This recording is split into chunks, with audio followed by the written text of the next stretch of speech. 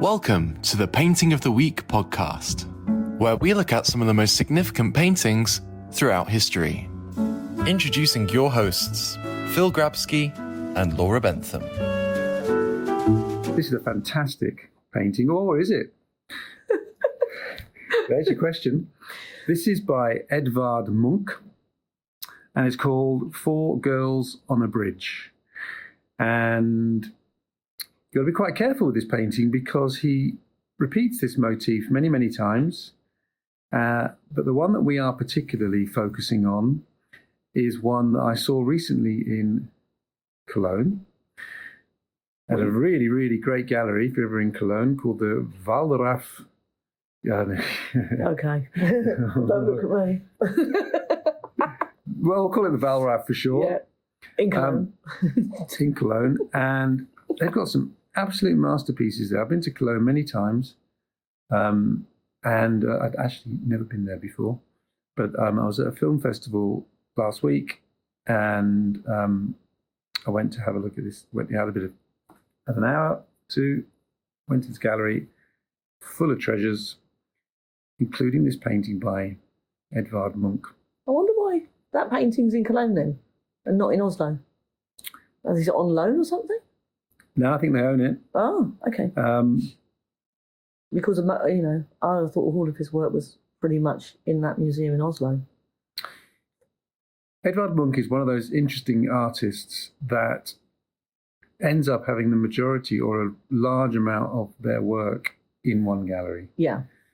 And it often denotes that they were either unable to sell, unwilling to sell, or just hoarded their stuff in their own lifetime.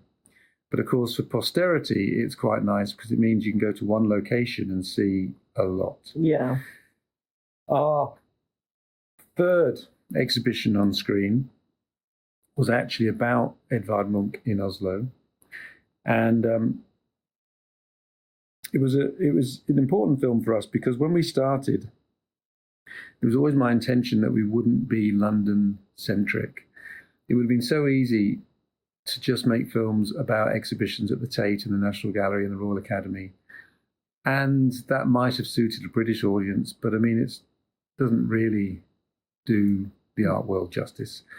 So right at the beginning, when, obviously we didn't really have very much money, but I was determined that certainly in that first season, we had to do an international film, and it was going to be a Van Gogh film. Right at the last moment, that fell through. And then I saw that there was going to be the biggest exhibition ever of Munch's works to mark a particular anniversary, 150th actually, in Oslo. And they were very accommodating. It was held across two galleries, the National Gallery of Oslo and the Munch Museum in Oslo. Amazing.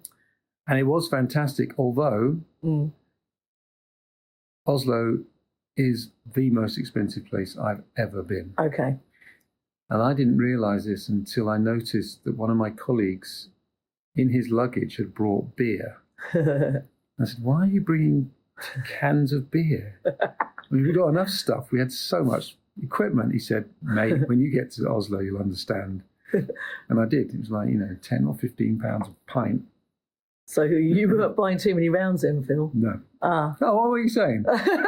How dare you?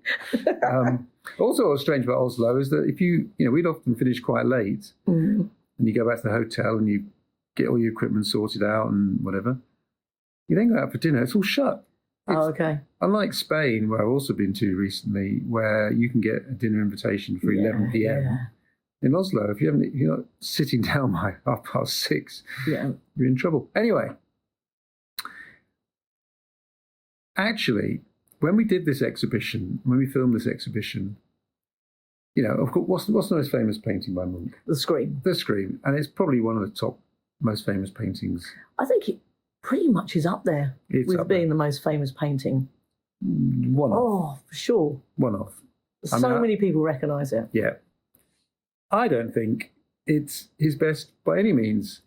I think it's gained notoriety because, one, there are 4 versions and 2 of them were stolen. And I think when a painting's stolen, it gains notoriety, such as the Mona Lisa. Mm-hmm. And I also think it's one of those paintings that can be used to illustrate all sorts of things. So it's a painting that gets used because of its narrative value. Actually, when we did the exhibition, if you'd have said to me after the film or after the filming, which is my favourite painting, it actually would have been the painting of girls on a bridge. Not this one. I'm talking about the one that's in Oslo. So when I saw this in Cologne a few days ago, I thought that was in Oslo. Then I looked more carefully and realised it's a different version. And then I did a little bit of reading and realised that, well, two things really. One, this was a motif that he came back to time and time again. And I think I've read somewhere he did 30 versions of this. Oh, okay. That's quite a lot. And two, actually, the one that I'm talking about in Oslo, or I think it's that one, or one similar, that was sold on the open market, is actually the second most expensive painting that the Munch's work has ever realised. So actually, they are very successful. So the one in Oslo, you've seen as well.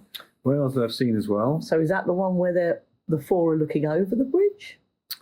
Because we've seen so many different versions now where we're sort of in a muddle. The one in Oslo, unless I'm mistaken, has three girls. Ah. And I'm going to, while I'm talking to you, I'm going to find it. I'm going to look it up. Yes. Oh, it's okay, we can always... Yeah. And don't forget, anybody who's listening to this, the picture that we're discussing is, of course, on the 7-part website. Someone absolutely gorgeous has just entered the room, though. You just need to mention this now. Larry? Larry. This is Larry the cat. Who is Phil's cat. And, there definitely needs to be a little picture of him on your website because he is utterly gorgeous. He is, and he's just turned up. Oh, he's justified, Phil. For a little cuddle, I think. And he's coming across all my paperwork. Oh, we didn't expect this, did we? I don't know if we're allowed to say. He's absolutely gorgeous. He's wondering what's going on. Yeah, he's going to come and sit in the middle of your computer in a minute. Now, see, there's so many versions. This is the thing. Yeah, so you don't know which one's there. Okay, so there's the Wallraff Richards Museum in Cologne. But which is the one in... Oh, now he's just sat on all my notes. This is going to be a problem for me now. So the one that we're looking at, the one we're looking at, the face isn't painted in. Right, yes. Then there's this one, which, I'm mistaken, whether it is painted in. This is 1901. That's, I think, the famous one in Oslo. Where the face is painted in. Yeah. Or is it? Funny, yeah. Actually, I'm not sure that is. I didn't think I'd like the one where the face is not painted, but I actually prefer it. Is that a bit of a weird thing to say? No. So, and the one... Sorry, this is the one. That's the one where they're looking over and there's no blue girl. Yeah, so this is the 1899 version. This is the one that's actually in Oslo. And... I wonder if people could hear Larry. Apparently, if you go to... I mean, this was painted near where he lived. And if you go down there, it's very easy to see exactly where, the bridge is still there, the sloping road and the, et cetera, et cetera. Yeah. The house, I think, is still there. The tree, hopefully. We filmed there. Asgardstrand, something like that. So you've actually been on that bridge? Yeah. Amazing. And it's interesting. I'm quite enjoying these podcasts, Paul, because last week you were in or whenever we are now, I don't know where we are, but when we did the Monet one with the railway, you were there. Now you've been here. Yeah. It's great. Let's do a little quiz. Where have you been? Instead of where's Wally? I'll just correct that slightly. We filmed there. I personally didn't go on this particular day. Then you got the 4 girls on a bridge, and see, I think that is 1930 something. Mm-hmm. And the first one he did was 1901. 1899. Oh, okay. So it's amazing. It's across such a long period of time. Yeah. Now, if we have a look at the R1, Yes, which is the one with no face, which I must admit I, for some unknown reason, prefer, and I don't know why. Kind of fits. The colours are lovely, and it fits in better. Some of my notes, I can't say anything now. my thing about this painting is what makes it, let's have a look at the painting. Yes. The first thing I would say, personally, is that if you put your hand over the girls, there's obviously 4 girls there. Yeah. So they essentially have disappeared. If you were left with a kind of a landscape, just a painting of that bridge, that road over the water and the building, I don't think it would be terribly impressive. No. And I think you might think he's actually very sketchy. And certainly not worth the $60-odd million that somebody paid for, not this one, but one very similar. Well, as soon as he put those girls in. So those girls are hugely important as a central focus of this particular painting. And obviously, clearly, I think that's what he's playing with. The story behind this is he's walking home and he sees these 3 girls walking home from school and he asks them to pose for him. Now, some people will read all sorts of stuff into this painting. So you've got, you can read about this painting, about the phallic nature of the tree and the repressed sexuality of it all, and the girls looking into the dark pool, or as you said before we started, it's 3 girls playing poo sticks. And there might be, goes to show you where I am then. They're chatting about their maths homework. I'm at Ashdown Forest. Yeah, that's probably much more. I mean, there's always a danger of reading too much. There's no question that Edvard Munch was a strange man. He had a bit of a really sad, certainly early life. His mum died at 5. Right. But then his sister died when he was 14. And look at us two with Larry, what we like. He's noisy, that cat. He is. Just stop stroking him. Yeah. I'm going to stop stroking Larry. Okay, let's go back to his sister dying at 14. Yeah. And she was 15 and he was 14. And then his other sister ended up in an institution. And his father was in terrible depression and things. It's really sad. To lose your mum at 5 is enough. But then to lose your sister when you're 14 and she was only 15, they must have been really close. So yeah, I feel sad for him. But also he has this really complicated relationship with a particular woman that he breaks up with shortly before he does these, about 1901. Is that the one who... Ulla? Yes. And we covered that in the film, and it's really pretty traumatic, and he ends up shooting himself in the hand. Oh, that's right, yes. He loses part of his finger. Yeah. And then he only ever wears gloves. How did he shoot himself? Was he trying to actually kill himself? No, I think he was, expression of angst and torment and depression, and I don't know. Okay. So he just sort of lost part of his finger, and he's an artist. He's certainly one of those artists that, knowing the biography, it's all in the film. Yes. Our Munch film. Understanding his biography definitely gives you insight into the painting. So there's no question that you can, knowing his biography, you could maybe read more into this painting than you would do if you didn't know the biography. If you didn't know the biography, you might think, as I still tend to, that it is just an exploration of geometry and colour rather than repressive sexuality, depression, angst, torment, that kind of thing. Oh, yeah, gosh. I had no idea that was... I was really poo sticks. I was way off. But I only read that he definitely always focused on the figures in his paintings, and that some people thought that his backgrounds were just a little bit, like you said, sketchy and a bit rough. Yeah, He was focused on the image of the pictures of the people. because that was where his interest lied, I'm assuming, on emotions. I mean, if you look at the back, look toward the back of this picture, just there's green. That's pretty blocked out green hedges, and it's not very realistic. No. The house isn't that different to the kind of doodles that we all did, at school. There's nothing tremendously exciting about the sky. Compare that to, so many other artists and their ability and their love of doing skies. Even the big tree, I mean, it's not, that's the kind of thing that we would end up doing with felt tip pens. Yeah. But where it becomes interesting is the use of colour. So the colour on the balustrade, or not really a balustrade, is it? But the fencing, would you call it, along the bridge? Mm-hmm. And then those lines of colour on the bridges on the road. So the red and the blue and the movement.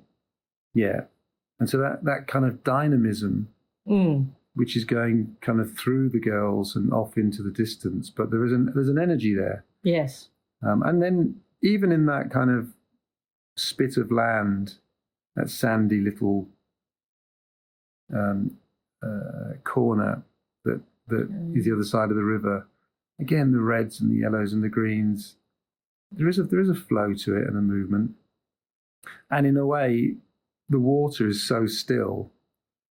But I can understand why people start reading into that, the still black depths and the reflection of the dark looming tree and all the rest of it. Yeah. Well, or do we just overthink things when we get in front of a painting? Yeah, sometimes. Do you know do we know why there's no face on this one, on the girl with the white? But it's interesting that, isn't it? I prefer this one to the one with the face, because I don't think the one that he does, which is very, very similar to the point of being almost identical, with a face. The face actually becomes such a focus, and it's not, I don't think it's terribly well rendered. No. You can't really read anything into it. No. But actually, it makes for a poorer painting. Yeah, no, I agree with you completely. So in some ways, what excites me about this painting is that it's clearly not realistic. No. I mean, if you came across somebody, you were walking across a bridge and you came across somebody with no face, you would pull up short, wouldn't you? I think so. But we don't even think about it. We don't think, oh my God, what's happened to her face? No. You just accept it straight away. And the same with, look at her right hand. It's just a streak of red.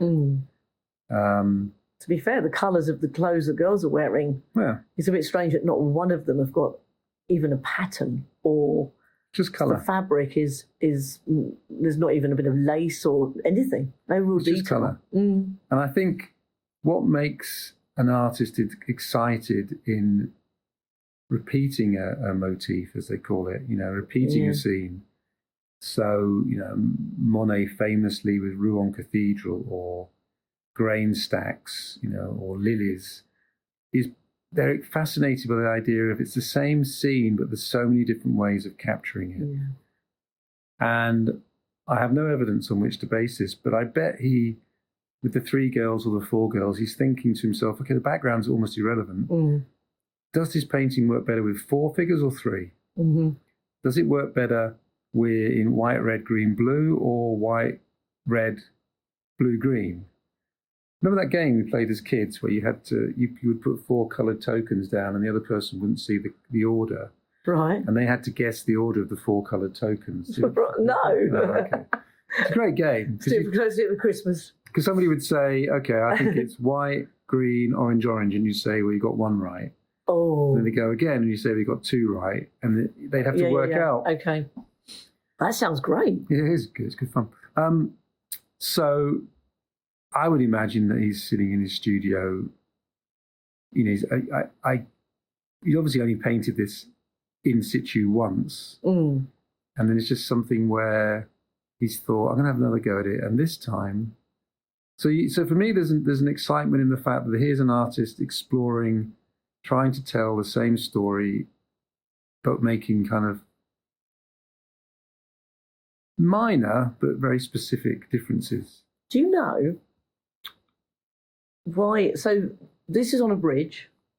Do you know why the scream is also on a bridge? Is it I mean, obviously it's not the same directional bridge, but I mean, is there some reason why there? Do you know at all, Phil? Well, I don't know that it's not the same bridge. Okay. I always assumed it kind of probably was the same bridge. I wonder if there's some relevance in the bridge as to why he painted, and then one of his most famous ones is on a bridge. Well, I think, again, there is something pictorial about a bridge, even on this one. Yeah. It does allow you to have, if it wasn't a bridge, you wouldn't have the two fence, No. I don't know what you call them, balustrades. Yeah. They wouldn't be there. Plus, it'd be a field next to it, or it'd be, whereas this way it can be whatever colour you like, but obviously dark is better. So, it means you have that very specific line of the road, and it gives you that direction. It makes you think about, obviously, with roads and going off into the distance. Yeah. And the funny thing is, you only imagine those girls are going to walk back into the painting. It doesn't feel like they're going to come this way towards us. No, it feels like they're heading that way. Yeah. So I think with the Scream, one can argue that the idea is, because bridges are always, theoretically at least, representative of travelling from one side to the other. And if you think about those fairy tales and those stories of our youth where there's gremlins and goblins under bridges, we've got to get across the bridge. Yeah. The goat's the other side, but the grass is greener. And bridges connect things past being, connecting to the future. So the Scream is, on a bridge, is that sense of running away from something, trying to get to the other side, maybe can't make it. What are they escaping from? See, I imagine with the Scream that he's coming towards us. Yeah. Okay, fine. You're the same. Oh, that's good. I feel like I've made some progress. Yeah. Well, that's good. It's interesting. But I mean, he's absolutely, he does another one where there are women in the middle of the bridge. And I'm sure there's one where the women are on the other side of the bridge as he's looking at it, like the Scream side. How many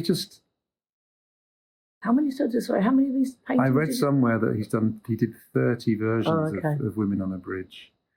And in fact, I'm sure that the one in Cologne had an extra title of Melancholy. It did, because I think you showed a photograph of them to me. But weren't they part of the Frieze of Life series? Wasn't that to do with it? Oh, maybe I've got that wrong. No. I might have gone too far. No, the Frieze of Life is something, again, that we filmed. And it feels like... So basically, it is kind of covers 4 walls. And the Scream was just one part of it. It wasn't done as a singular painting. It was done as a frieze, as a storybook, if you like, one of the images of a storybook. So one of the things that's happened since we filmed a few years ago is that they've built at very large expense, but then Norway has the money to do it, a new Munch museum. Yeah.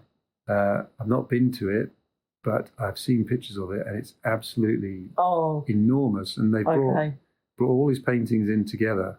So we need to go. It's another place we need to go. Well, I'd really like to go there for sure. I think we'd have to make this a paying podcast before we could afford to go back to Oslo. Yeah, of course, Or we'll be taking our own beers, of course. Because it is Skål. It is very expensive. It's a fantastic. There's one more painting of his that I loved. Oh yeah, it's called The Self-Portrait Between a Clock and His Bed, which was almost, I think, one of the last ones that he did. Yeah, well, I remember that painting. Again, we did it in the film, and this is him as an old man. And if you notice, the clock has no, there's no hands on it because basically time's run out. Yeah, it's an incredible painting. So it is him saying, "That's it. That's me done." That's quite hard, isn't it, to do? Yeah. It's like when you're old and you have to give up driving. Yeah. You always think that's. I can imagine that when we're old, we've got to give up driving. We're all going to fight it. Yeah. But there's got to be a day that we're like, my dad fought it. Yeah. It was a real pain. Yeah. But I mean, Munch, right from the start, you know, he's had that, even when he's done his self-portraits, there's an air of, there's something about him which is quizzical and slightly odd. I mean, he is a great painter. But again, we have to put him into context as well. I mean, you're talking about somebody painting late 1890s into the 1900s, 1910s, right up to the 1930s. Yeah. I mean, Norway has fallen to the Nazis when he dies. So he bridges, if you think he's bridging right from the Impressionists, and you can see the Impressionist impact on his work. Mm-hmm.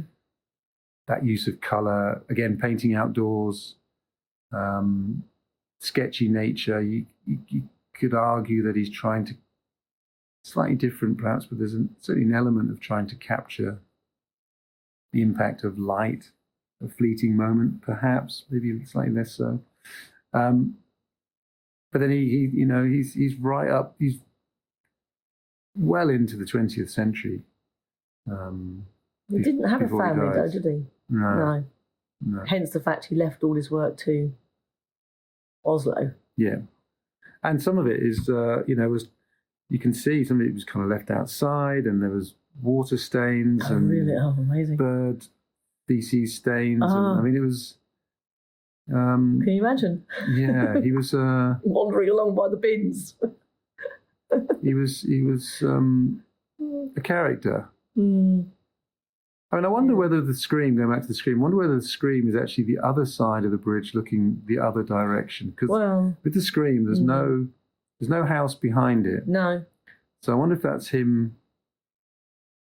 So actually, in a sense, therefore, the character is going the same way as the girls, but we're viewing it from the other side. That's what you mean. So that villa and that tree are behind us. Yeah. Well, not sure. There's somebody that might know the answer to that question. Yeah, somebody more knowledgeable than us might well know. Come on now, Phil. There's no one knowledgeable than us. There might be. I know that. Well, it's I think I definitely love his work. Yeah, and Scandinavian. I mean, we've got a film coming out now called The Danish Collector. Oh, yeah, in a few, looks great. 2 or 3 weeks. It is actually really good, strong film. But part of the appeal was just having just again going into Scandinavia. And okay, this film is about a collector, but he also collected Danish art. I think it's part of the, I don't know, there's something about the British that there's so many places we don't really pay that much attention to. And I guess partly because of the weather, but obviously we do talk a lot about Spain and France and Italy. Yeah. Maybe a little bit less, but not far behind. You've got Greece, Portugal. Actually, Scandinavia gets a bit overlooked, and it's really not that far away. And actually, going for a good old explore of Denmark and Sweden and Finland and Norway, won't be disappointed. No, I'd love to. You'll go broke. Yeah. That's okay. We'll come back a little bit, lost a bit of weight, can't afford to eat. Oh, no, you'll stuff yourself full of salmon. Oh, yes, of course, yeah.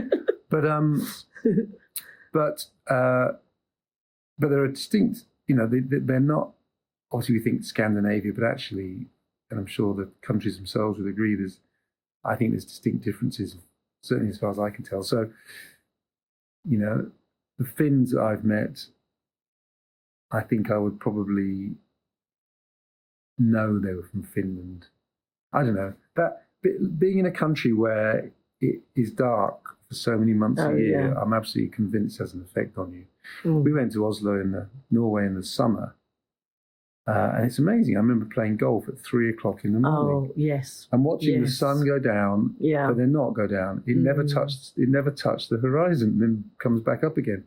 Oh, that must be amazing. It was amazing. And then, of course, in the and they let me go and play. They said you can play any time you want. So I actually went and played at 2, 3 o'clock in the morning. That's not because you weren't very good there, Phil. Yeah, it was also about being on my own, so that nobody would see. That was actually part of it. 3 o'clock in the morning, people. Yeah, no, there's nobody. Totally alone. Oh dear. But of course, the reverse of that is in the winter. Yeah. Sun never comes up. So you've got nowhere to go and play golf. So in Finland, they spend a lot of time in kind of saunas and in the woods and in the dark, and I think that has an effect. Yeah. The cold and the wind, and these things have an effect on you. I'm absolutely sure. And Norway is a very, very beautiful country, but those winters are harsh. Actually, it would be hard if it's just dark all the time. Yeah. I mean, sometimes we were here at 3 o'clock-ish, and it was again a bit grim, and we were like, oh no. Yeah, no, yeah. I'd rather be poor in Cannes than in Tromsø. I've got to say. That sounds perfect. But a really, really interesting artist. So, do we like it? Oh yes. Because well, I love it, and I it's really interesting, isn't it? I would. It's again. I need an increasingly big wall. I'd have it on my wall, but because of those 4 girls, not necessarily because they're girls, but because of the colour. Colour for me, again, 100%. Take that out. Yeah. It doesn't really have any interest to me. No. But with them in it, so they're what, 10% of the canvas, or whatever. But that is so cleverly done, and actually everything about it, the way the arm is on the side, and the colour of the hair, and then the hat. Yeah, her bright yellow hat, and those 4 colours side by side. Again, imagine your own mind, different colours. Because obviously the white, again, that whole thing with white, central focus, bang, you go straight to her. And then red's quite shocking next to the white. And then that lime green, not a colour I like, actually, that colour green, but again, red and green. Yeah. The kind of complementary things going on there. And then, of course, yellow and blue, not an accident. Orange and blue on the road. I mean, again, he's just playing with colour, exploration of colour. But only in one corner. And just down there. But it is lovely. I love it. So it's a painter. I mean, it's a painter exploring the power of paint and the power of colour, geometry. And I think maybe that's why he had so many paintings. I mean, he almost wasn't, as long as he had enough money to live on.